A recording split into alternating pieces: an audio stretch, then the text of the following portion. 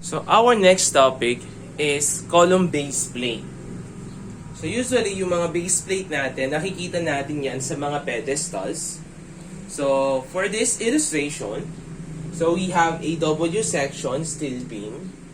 So yung W section natin, yung cross section natin na to, it was in top view form.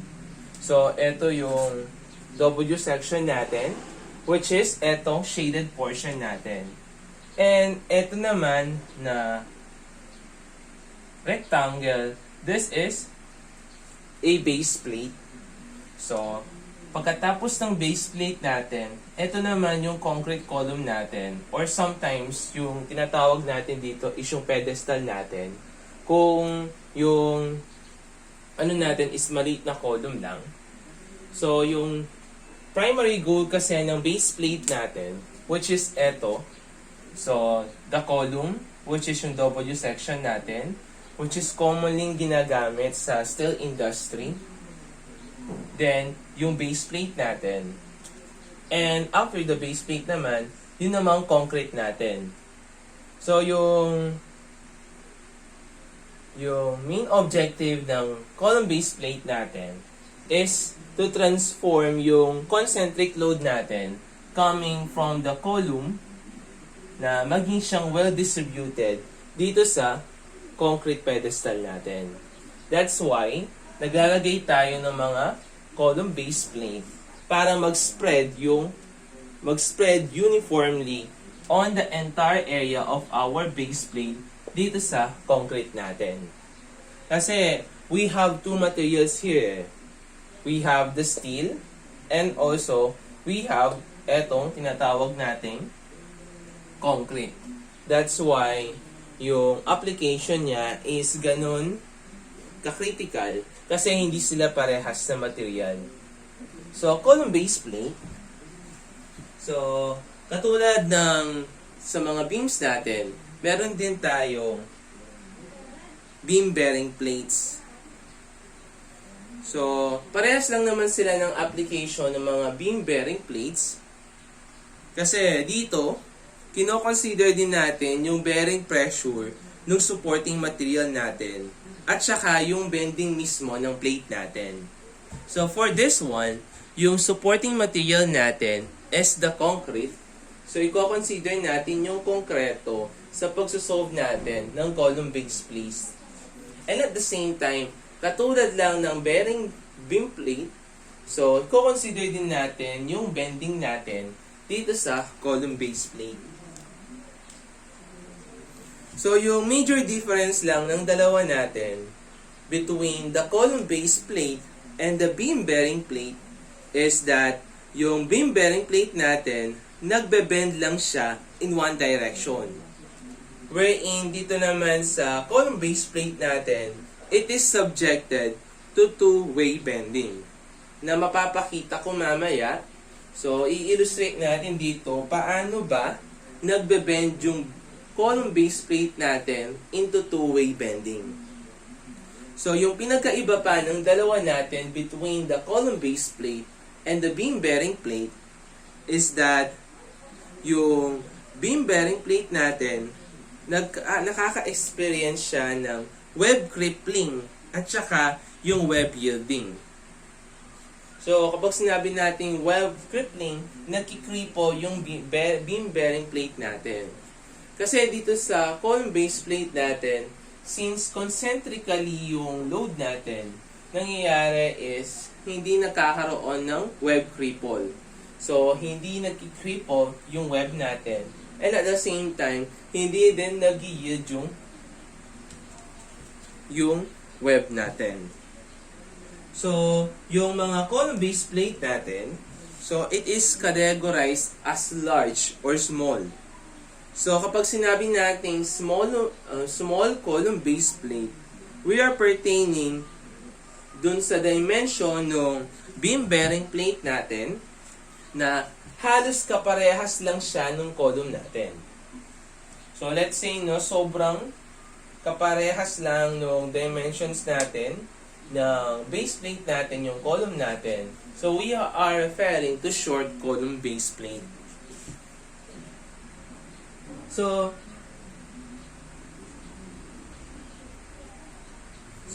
we have the Nscp Specification, which provides for 2 allowable bearing pressure for concrete supports. So for this one, since meron tayong tinatawag dito na supporting, so yung supporting material natin dito is the concrete. So yung ginagawa ng concrete natin, hino-hold niya yung column base plate natin. And yung column base plate naman, hino-hold naman niya yung steel column natin. So nangyayari sa mga yan is yung column base plate natin, it is anchored or bolted dito sa beam base, dito sa concrete natin. So naka-bolt yung mga yan. So yung mga bolts na yan, dinidesign rin naman yan, which is further discussed sa mga susunod nating topic. So meron tayong mga bolts dyan. Tapos yan is naka-bolt yan dito sa concrete natin. And dito naman sa ano natin, so ginagawa nila is yung connection naman ng column natin to the column base plate, ginagawa nila is wine-weld nila. Weld. Para ma-attach yung column natin dito sa base plate natin. So, welding yung ginagamit natin from column to the base plate. From base plate naman to the concrete, yung ginagamit natin is mga anchor bolts.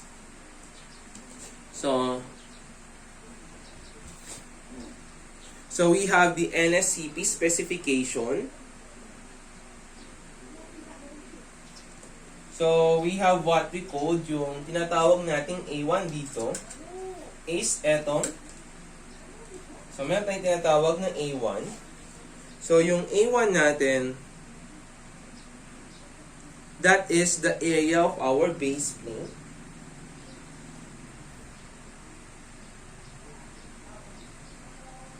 So this is our area. This is our A1. So yung area ng base plate natin.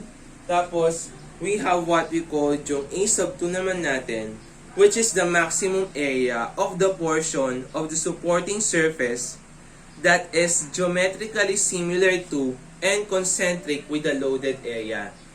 So, yung supporting surface daw natin, so therefore that is yung concrete natin. So, depende kasi. So, yung allowable stresses natin under the Nscp specifications for the allowable bearing pressure, it is dependent kung yung column base plate mo ba is na-cover niya yung entire area ng concrete natin or hindi. So we have two cases here. So first case is if the entire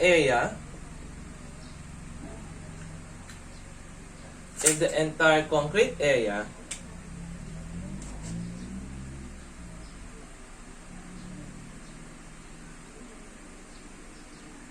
A2 is covered by A1. So, yung formula natin for the allowable bearing pressure dun sa concrete natin is FP is equal to 0.35 F prime C. So, next naman, case is if A1 is less than A2. So, for this instance, yung A1 natin is less than siya sa A2. So, the allowable bearing pressure, so F sub P is equal to 0.35 F prime C multiplied by the square root of A1 over A2. So, So, square root of A2 over A1. Provided that yung FP natin or the allowable, since capital yung F natin, that is allowable. So, yung allowable bearing stress natin, that must be less than or equal to 0.7 F prime C. So, let's say, na-exceed ng allowable bearing pressure natin etong maximum natin na 0.7 F prime C. So, yung i-adapt natin sa design is yung 0.7 F prime C instead of 0.35 F prime C square root of A2 over A1. So, yung ginagawa natin dito is, first, no, kinukuha natin yung trial area natin. So, ginagawa natin, meron tayo dito tinatawag na trial area. So, kinukuha natin yung trial area, which is the value of your A1. So, para makuha natin yung A1 natin, ginagawa natin is yung load natin all over yung allowable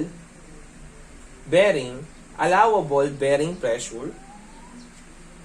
So, since naman yung A1 natin, it is designated by, so meron tayo dito, so dito naman, yung kabuuan natin or yung total natin sa base plate natin, ito yung tinatawag nating B. Next naman is from, ito naman, so dun sa base plate natin, yung height ng base plate natin, ito naman yung tinatawag nating N. So, kung aayusin natin yan, so that will become Bn is equals to P all over allowable bearing pressure. So, yung allowable bearing pressure natin, dependent siya sa dalawang criteria natin. Kung yung concrete area ba natin na A2 is covered by A1, so yung A1 natin dito is equals to A2. So, gagamitin lang natin yung formula na to solve for the allowable bearing pressure. Same with this condition. So, kapag nakuha natin yung value ng A1 natin, so, makukuha na natin yung value ng mga dimensions natin.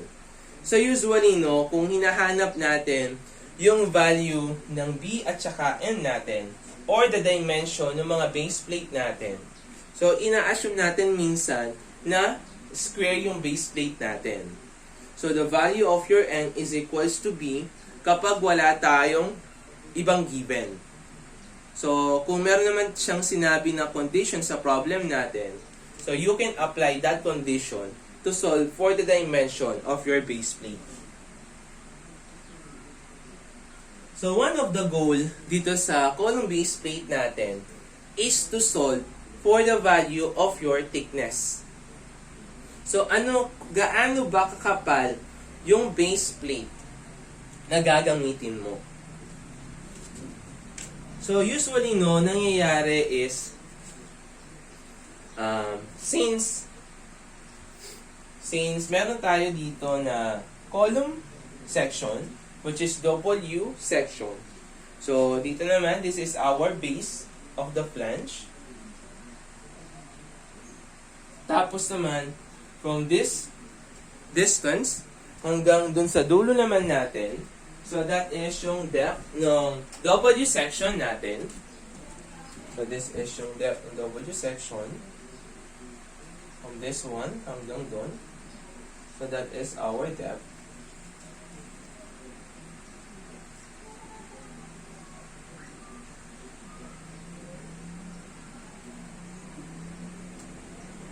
So, usually, nangyayari dyan is, para mahanap natin yung column base plate thickness natin. So, ginagawa natin is, nagkakaroon tayo ng critical section for moment dito sa base plate natin at a distance of, so, nagkakaroon tayo dito. So, that is 0.95 of D. So, dito, 0.95 of B. And, dun naman sa ano natin dito, nakakaroon tayo ng critical section dyan. So, this is naman 0.80 of BF.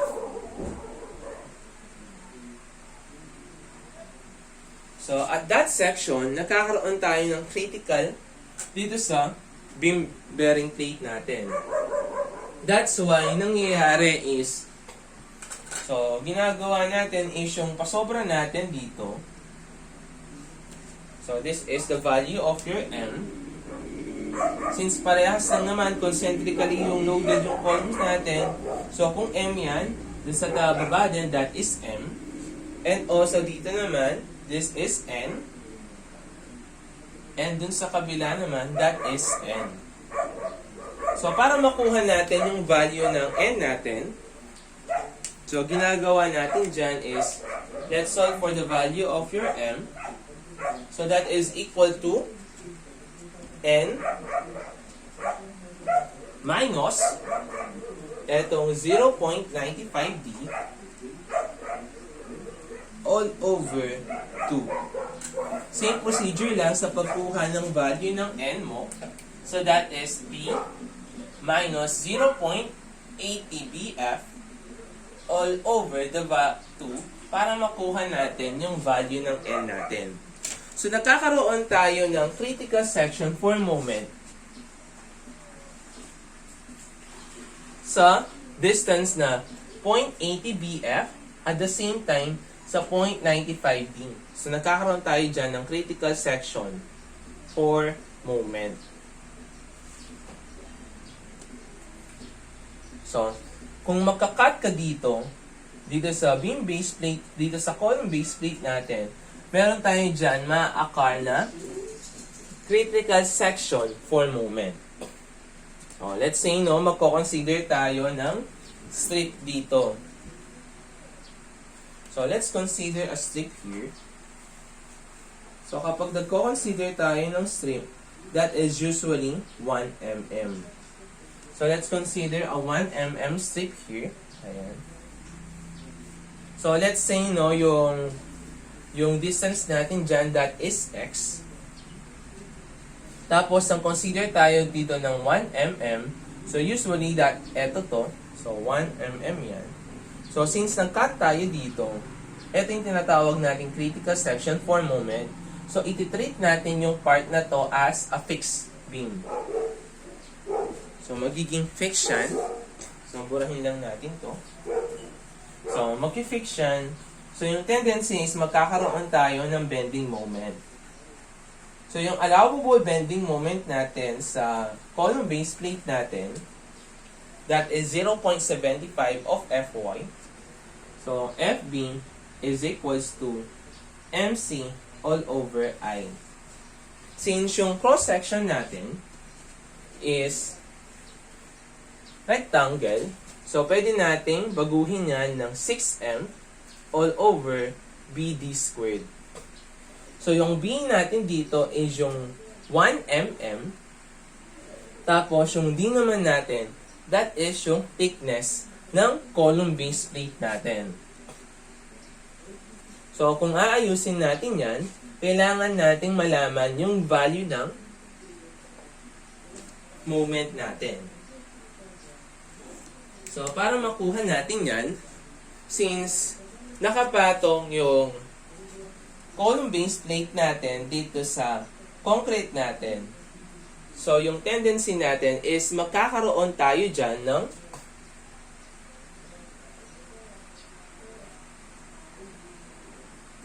bearing pressure.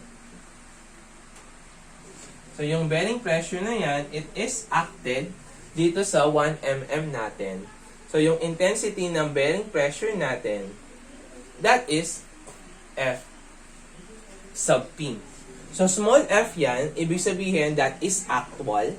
So, yun yung actual na bearing pressure na nararanasan nung concrete natin. So, para maayos natin yan, we will going to look that at a two-plane view. So, yung mangyayari is magiging, so, yung FP natin na na Newton per mm squared. So, gagawin natin siyang uniformly distributed by multiplying dito sa 1 mm.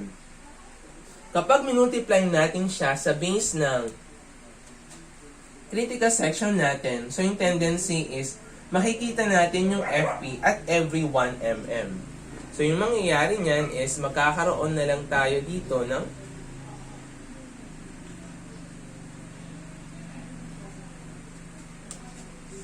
baliktad.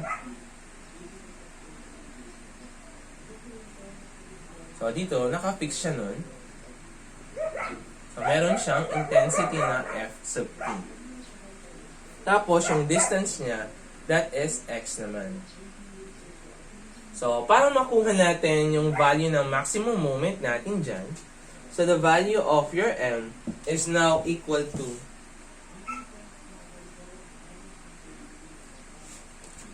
so, kunin natin yung yung intensity natin is F sub P. So, multiply natin by X. Multiply natin by the moment arm of X over 2. So, the value of your M is now equal to Fp X squared all over 2. So, kung isa-substitute natin yung mga values natin dito sa bending natin, so, we will have Fb is equals to 6 multiplied by the value of your M na Fp X squared all over 2 all over the value of your B, which is equal to 1 mm multiplied by the value of your D na T. So, kung aayusin natin yan, so we will have a value of 3 Fp X squared all over the value of your T squared. So, kung kukunin natin yung value ng thickness ng base plate natin, that is equal to, so, pagpalit lang natin yung position ng T natin at saka yung FB, tapos square root natin siya para yung T natin is maging siyang degree. Para maging isang degree na lang. So, the square root of Fp X squared all over FB. Kaso, yung FB mo, that is equal to 0.75 Fy. So, this is equal to 0.75 Fy. So, kung i-substitute natin yung value natin, the square root of 3 over 0.75, that is equal to 2 multiplied by square root of Fp X squared all over Fy. So, this is now yung formula natin in computing for the value of the thickness of your column base plate. So, next naman, paano natin malalaman naman yung value ng Fp natin? So, yung Fp natin, sabi ko nga, that is yung actual bearing pressure or bearing stress na nararanasan ng concrete natin. So, that is only equal to the column load over the actual area of the plate.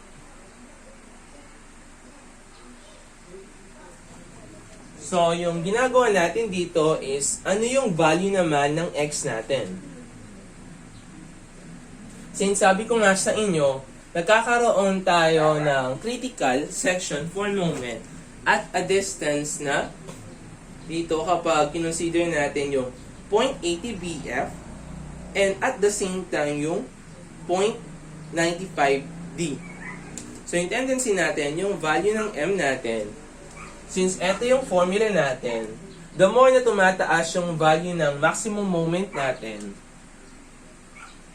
mas lalong nagiging critical yung nakukuha nating critical section. So, for this one, the more na lumalaki yung value ni X natin, the more na nako-consider natin yung maximum moment. So, yung value ng X natin is either magka-cut na dito or dito naman, dito sa part na to. So, i-consider mo yung dalawa natin. So, i-consider mo yung dalawang yan. Tapos, Consider mo, tapos kung ano yung malaking value ng thickness natin, yun yung i-adapt mo. Or parang mas shortcut is yung x natin. Ito naman yung larger value between m and n.